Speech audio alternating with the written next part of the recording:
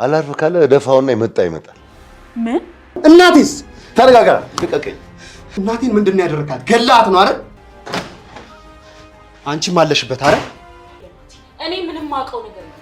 እኔ መጣሁት ከእናት ሞት በኋላ። ቤቲ የምረዳሽ ነገር አለ እንዴ? እንኳን አንቺ እኛም አልቻልንም። ይሄ ገልቱ የሆነ ልጅ እኮ አንቆ ገሎኝ ነበር። ገዜ ናቲ ጥሩ ሁኔታ ላይ አይደለም። በዚህ ሁኔታው ብዙ ነገር ሊያደርግ ይችላል። ቦሌ ዓለም አቀፍ አውሮፕላን ማረፊያ ስደርስ ከምሽቱ 1 ሰዓት ተኩል ሆኖ ነበር። ከመኪና እንደወረዱ ሻንጣዎችን አውርጄ ለእነርሱ በተዘጋጁ ጋሪዎች ላይ አድርጌ እየገፋው ወደ ውስጥ በፍጥነት ገሰገሱ። ከዚህ በፊት ዓለም አቀፍ በረራ አድርጌ የማላውቅ እስኪመስል ድረስ ከነበርኩበት የመቸኮልና ግራ የመጋባት ስሜት ውስጥ የመለሰኝ አንተን እኮ ነው፣ አትሰማም እንዴ? ትኬትን አሳይ እኮ ነው የምልህ የሚል ቁጣን ያዘለ የአንድ ሴኩሪቲ ንግግር ነበር። ከሐሳቤ በፍጥነት ተመልሼና ደንገጥም ብዬ ይቅርታ ጠይቄ ትኬቱን ከፓስፖርቴ ጋር ባንነት ሰጠሁት። እያዳመጣት ሄድም እንዴ? ምን ሆነሃል አለኝ። በማፈር ስሜት ውስጥ ሁኜ ይቅርታ ስጠይቀው ትኬቱን በፓስፖርቴ ውስጥ አድርጎ ፊቴና ትኩሮ እያየ መለሰልኝ። ምን ሆኜ ነበር እያልኩና ራሴን እየወቀሱ ስገባ ነበረ ቦሌ ድረስ ያደረሰኝን ተክሌን እንኳ ሳልሰናበተው እንደገባው ያስታወስኩት። ከሐሳቤ ራሴን እንደምንም አረጋግቼ የበር ላይ ፍተሻውን አልፌ ወደ ውስጥ በመዝለቅ ካሉት መንገደኞች ማስተናገጃ ዴስክ ወደ አንዱ ወረፋዬን ጠብቄ ጠጋ አልኩ። ጤና ይስጥልኝ፣ ወዴት ነው የሚሄዱት አለችኝ ወጣቷ የአየር መንገድ ሰራተኛ። ወደ ዋሽንግተን ነው አልኩኝና ፓስፖርቴንና ትኬቴን ሰጠሁ። ቪዛና ትኬቱን ከመረመረች በኋላ የኮምፒውተሩን ቁልፍ እየነካካች የት ነው የሚያርፉት አለችኝ። ለጊዜው ማረፊያዬን አላወቅኩትም፣ ለዛው ስደርስ ሆቴል ፈልጌ ነው የማርፈው አልኩኝ። ከጉዞ በፊት ማረፊያዎትን ካላወቁ ሲስተሙ መስፈሪያ ቅጽ ቦርዲንግ ፓስ ለማውጣት አይችልም አለችኝ። እንዴ ታዲያ ያላዘጋጀሁትን አሁን ባለቀ ሰዓት ምን አደርጋለሁ አልኳት። አዝናለሁ፣ ምናልባት ዘመድ ወይም ጓደኛ ዋሽንግተን ካለዎት ስልክ ደውለው አድራሻ መቀበል ይሻላል አለችኝ። ኧረ እኔ የማውቀው ማንም የለኝም፣ ስም ባስታውስም ስልክ የለኝም።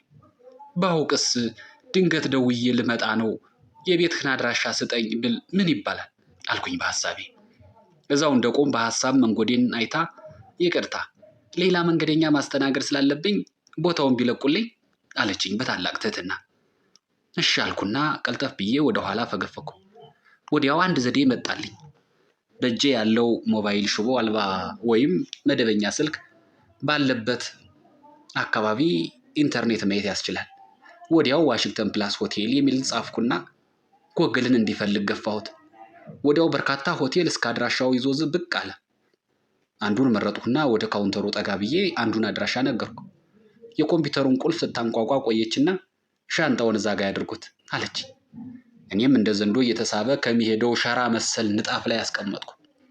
መልካም በረራ ብላ የመሳፈሪያውን ቅጽ ከጉዞ ሰነዶች ጋር መለሰችልኝ። የእጅ ሻንጣዬን ይዤ ለበረራ ወደ ምጠባበቅበት ውስጠኛው ክፍል እያመራው አሁን ኢንተርኔት ባይኖር እውነት ሊያስቀሩኝ ኑሯል አልኩ ለራሴ። እንዳው የኮምፒውተር የሚባል የፍጥነቱን ያክል እጅግ ቀሽም ነው አልኩ አሁንም ለራሴ። ነገሩ ኮምፒውተሩ ምን አደረገ? እንዲህ እንዲሰራ ወይም እንዳይሰራ ያደረጉት ፕሮግራመሮቹ ናቸው። በቃ ይሄ የሰለጠነው ዓለም ከቴክኖሎጂው ጋር ከና አሰራር ድክመቱ እኛም ጋር ሰተት ብሎ ገባ ማለት ነው።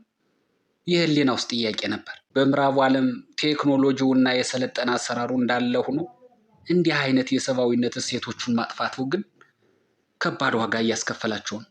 አሁን በዚህ ፕሮግራም መሰረት ኮምፒውተሩ ሰዎችን የሚያውቃቸው እንደ ቁጥር ነው። የሚጠይቀውን ስሰጠው ይፈቅድልኛል፣ ካጣም ይከለክለኛል። አለቀ በቃ። ሰው ቢሆን ወይም ሰብአዊ እሴቶች ባያጠፋ ኑሮ ግን ሆቴል ቀድሜ ያለመያዜ ብቻ መንገዴን ሊከለክለኝ አይችልም ነበር። እርሷስ እንዴት ደውለ ጠይቅ ትለኛለች? የእጅ ሻንጣዬን እየጎተቱ አመስግና ከሸኘችኝ አስተናጋጅ ጋር በሐሳቤ ሞግት ገጠምኩ። ለምን በሌላ መንገድ አድራሻውን ለመሙላትና ለመርዳት አላሰበችም? በቃ ሰውም እንደ ኮምፒውተር ሰብአዊነቱን ሊተው ነው ማለት ነው። ምዕራቡ ዓለም የተጎዳው አንዱ በዚህ ነው።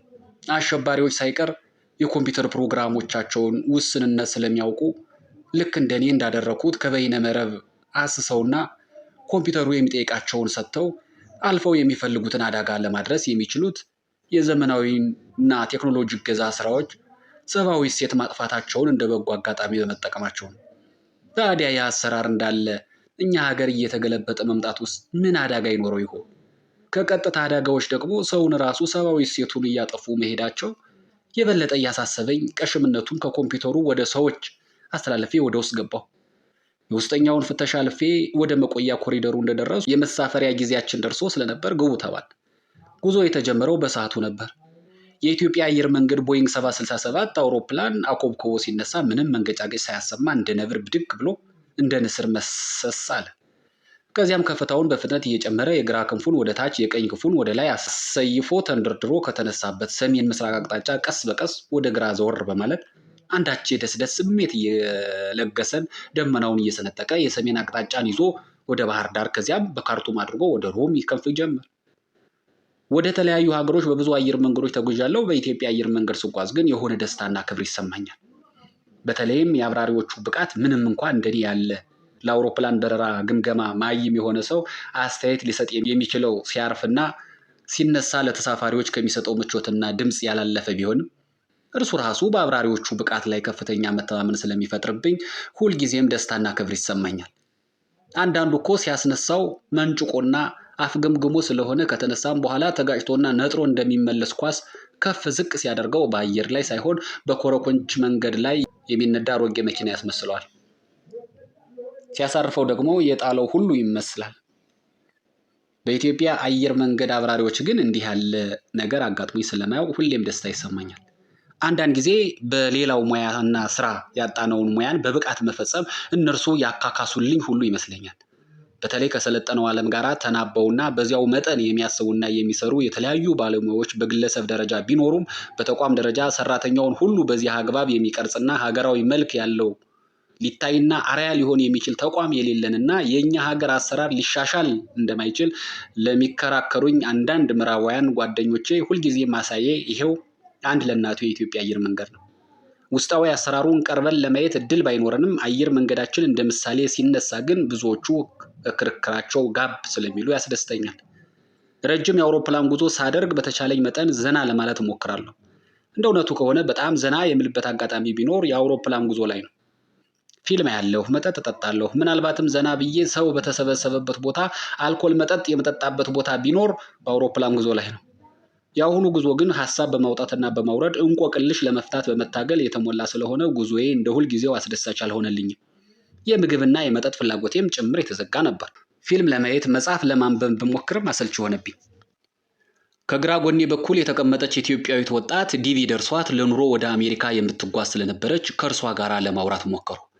የእርሷን የደስታ ስሜት፣ የህልም እንጀራና ተስፋ ሳዳምጥ ደግሞ አቤት ሰው መሆን ያለው ፈተና አልኩ። ሰው እንጀራ፣ ፍትህ ወይም ሰላም ፍለጋ ሀገሩን ጥሎ ቢሰደድ አያስገርምም። ነገር ግን ሰው እንዴት የትውልድ ሀገሩን ጥሎ ሲሰደድ ያን ያክል ይፈነድቃል?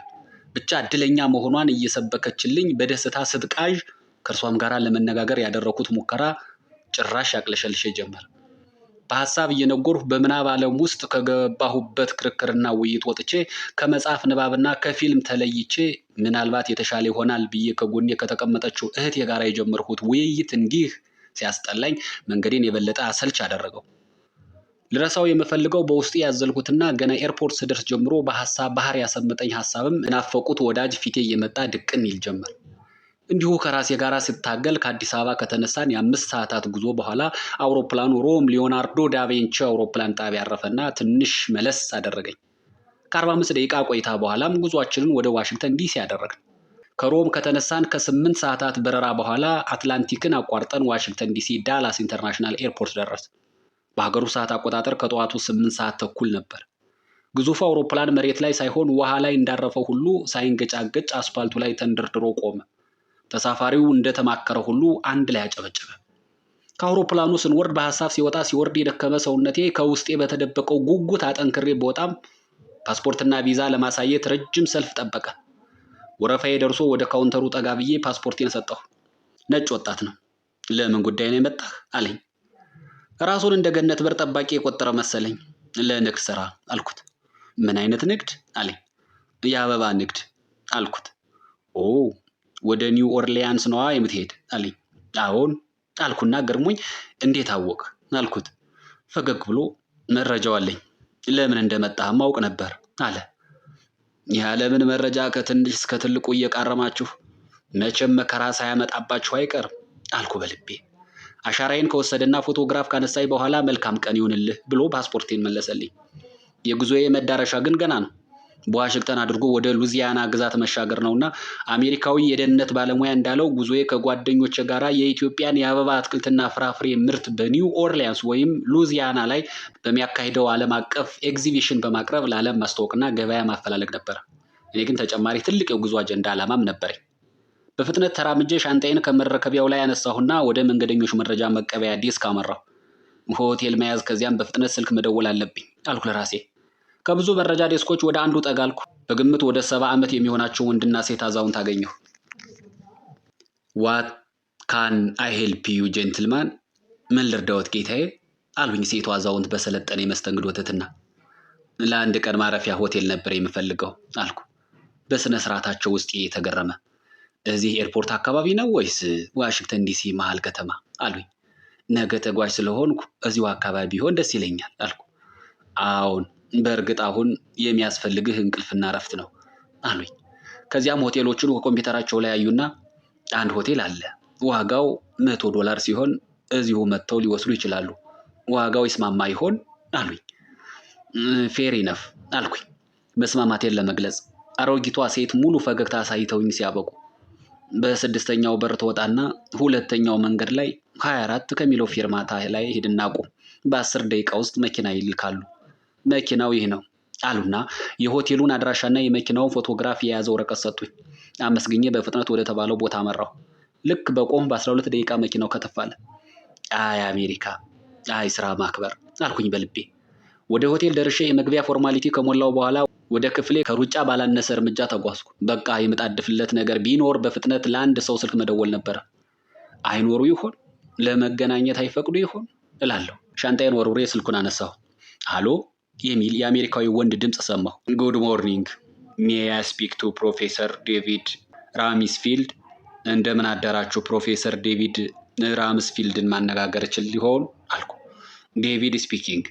ዴቪድ ነኝ አሉኝ። ጤና ይስጥልኝ ፕሮፌሰር አልኩና ስሜንና ከኢትዮጵያ መምጣቴን ተናገሩ። ኦ ዌልካም፣ አይ ዋዝ ኤክስፔክቲንግ ዩር ኮል።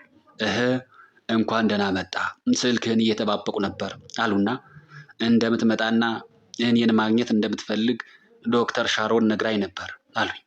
የዶክተር ሻሮንን ስም ስሰማ ደስታና በራስ መተማመን አደረብኝ። ዶክተር ሻሮን ሎማን የ58 ዓመት አሜሪካዊ ሳይንቲስት ስትሆን እጅግ ብዙ የምርምር ስራ የሰራች ታዋቂ የብዙሃ ህይወት ባለሙያ ናት። በወቅቱ የካሊፎርኒያ የሳይንስ አካዳሚ ዋና ዳይሬክተር ሆና ተሰራ ነበር። እኔ ጋራ ከተዋወቅን ከ7 ዓመት በላይ ሲሆነን ሰፊ የምርምር ስራዎችን በጋራ እንሰራለን። በምዕራቡ ዓለም የምፈልገው ጉዳይ ካለኝ ዶክተር ሻሮን ለእኔ የበሩ መክፈቻ ቁልፍ ናት። ቀደም ብዬ ማወቅ የምፈልገው ጥብቅ ጉዳይ እንዳለኝና አሜሪካ ውስጥ ሊረዳኝ የሚችል ሰው እንዳለ ሳማክራት በተለመደው አነጋገሯ አይ ዊል ሲ ኢፍ አይ ካን ፋይንድ ሳምዋን፣ ማግኘት የሚችል ከሆነ እስኪ ልሞክር ብላኝ ነበር። በዚህ መሰረት ነው የፕሮፌሰር ዴቪድ ራምስፊልድን የስልክ አድራሻ ያገኘሁት። ፕሮፌሰሩ ስለ ጉዞዬ ከጠየቁኝ በኋላ ታዲያ ምን ልርዳ አሉኝ። በደፈናው አንድ የምርምር ስራ እየሰራሁ እንደሆነና የእርሳቸውን ድጋፍ የሚጠይቅ ጉዳይ ስላጋጠመኝ በአካል ላገኛቸውና ላወያያቸው እንደምፈልግ ነገርኳቸው። ዌልካም፣ ትችላለህ አሉኝና የት ነው ያረፍከው? ምን ያክል ቀንስ ትቆያለህ አሉኝ። በበነጋው ወደ ሉዚያና እንደሚሄድ ከዛም 6 ቀን እንደምቆይና እሁድ እንደምመለስ፣ እርሳቸውን ግን ሰኞ ማግኘት እንደምፈልግ ነገርኳቸው። ጥሩ ነው፣ እሁድ እንደገባህ ያረፍክበትን ሆቴል ትነግረኝና ሰኞ ጠዋት መጥቼ ወደ ቤቴ ወስድሃለሁ አሉኝ። እርስዎ መምጣት የለብዎትም፣ አድራሻውን ከነገሩኝ በታክሲ መምጣት እችላለሁ አልኩኝ በኢትዮጵያዊ ይሉኝታ። ዛት ኢዝ ኦልራይት ዩ አር ማይ ገስት፣ ምንም አይደል እንግዳዬ እኮ ነህ አሉኝ። ተሰነባብተን ስልኩን ዘጋሁ። እጅግ በጣም ደስታና እፎይታ ተሰማኝ። ወዲያው ጭልጥ ያለ እንቅልፍ ወሰደኝ። ውድ የፕሮግራሙ ተከታታዮች የዛሬው ዝግጅት እስከዚህ ድረስ ነበር። በቀጣዩን ክፍል ይዘን እንቀርባለን። እስከዛው ድረስ መልካሙ ነገር ሁሉ ከእናንተ ጋር ይሁን። ሰላም።